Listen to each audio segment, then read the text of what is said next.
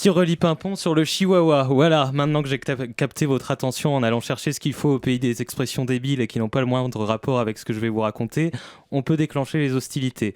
N'hésitez pas à appliquer ce procédé chez vous d'ailleurs si quelqu'un semble ne pas vraiment vous écouter. Hop, un petit coup de scrogneux par exemple, et c'est l'écoute attentive assurée. Votre interlocuteur est interloqué et c'est tant mieux car c'est la fonction d'un interlocuteur d'être interloqué. J'ai besoin de votre attention car je vais vous parler de quelqu'un qui risque jusqu'à 15 000 € d'amende et 5 ans de prison. C'est moi. Et non, c'était un prank, car en fait, c'était pas moi, en fait. J'adore surfer sur le concept de la farce, afin qu'on reçoive une bonne vague rafraîchissante de MDR et qu'on se noie collectivement dans le plus fou des rires.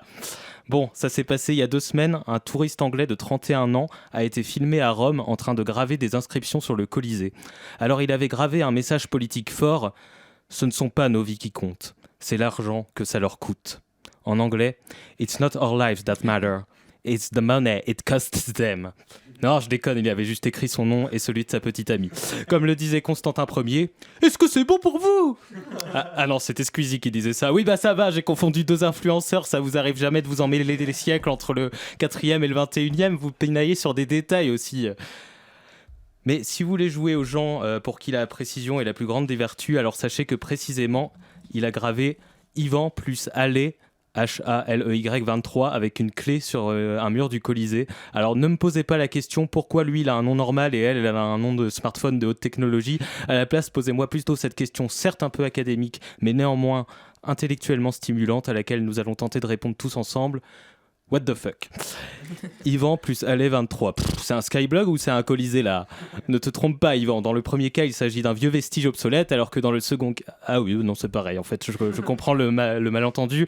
En vrai qu'est-ce qui lui est passé par la tête pour être en vacances face à un mur de Colisée à Rome, sortir un porte-clés de ses fesses et se dire tiens je m'ennuie, what about entamer un petit atelier gravure devant toute la foule pour raconter ma vie guys ?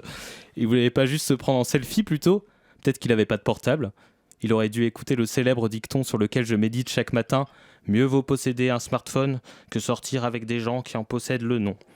Oh, je rigole, je sais bien que sa go, elle s'appelle pas Allais 23. Si vous voulez tout savoir, en fait, il a fait ça le 23 juin 2023. Donc le 23, c'était probablement parce qu'il s'est senti pousser des ailes dans sa parenthèse créative et qu'il a voulu peaufiner son œuvre d'art contemporaine en commençant à écrire la date du jour. On peut rien inventer avec vous, hein.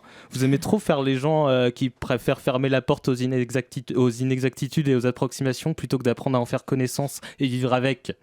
En parlant d'inexactitude et d'approximation, j'ai lu que c'était une séquence qui a provoqué l'indignation générale.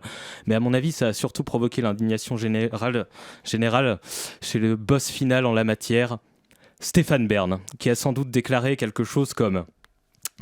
De voir ces images du Colisée anéanties par l'assaillant britannique, c'est quelque chose qui pour moi est assez insupportable. Graver Ivan plus Ailey 23 sur cette merveille de l'Antiquité, située dans le centre de la capitale italienne, vous imaginez, c'est vraiment l'image d'un pays, quelque chose qui nous touche au cœur. C'est plus qu'un symbole, on se sent tous meurtris, blessés. Je comprends que la milice urbaine ait arrêté ce vandale et qu'ils doivent avancer 15 000 sesterces avant d'être jetés au lion dans le cadre des Jeux du cirque. A-t-on perdu le respect des plus anciens majestueux amphithéâtres qui ont façonné notre amour inconditionnel de la culture architecturelle et patrimoniale ? Vous sentez mon émotion ?